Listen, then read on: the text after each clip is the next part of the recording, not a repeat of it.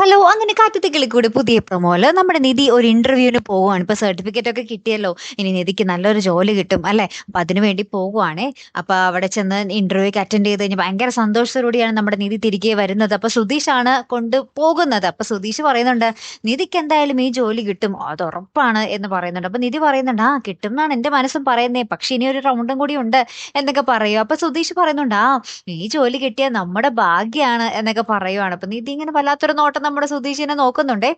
അപ്പുറത്ത് നമ്മുടെ ഹരീഷ് ആണെങ്കിൽ ഭയങ്കര ശോകാണ്. നീതുവിന് കല്യാണമായി എന്നറിഞ്ഞപ്പോ മുതൽ, നീതുവിനെ പെണ്ണ് കാണാൻ വരുന്നു എന്നറിഞ്ഞപ്പോ മുതൽ ഭയങ്കര ശോകാണ്. അപ്പൊ ഹരീഷിന്റെ കൂട്ടുകാരൻ നമ്മുടെ നീതുവിനെ കണ്ടിട്ട് ഇങ്ങനെ ചോദിക്കുന്നുണ്ട്.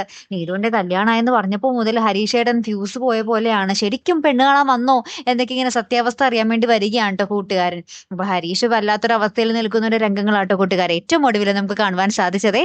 കാത്തിരിക്കാട്ടോ അപ്പൊ അടുത്തൊരു വീഡിയോയുമായി വരുന്നത് വരയ്ക്കും ഗുഡ് ബൈ.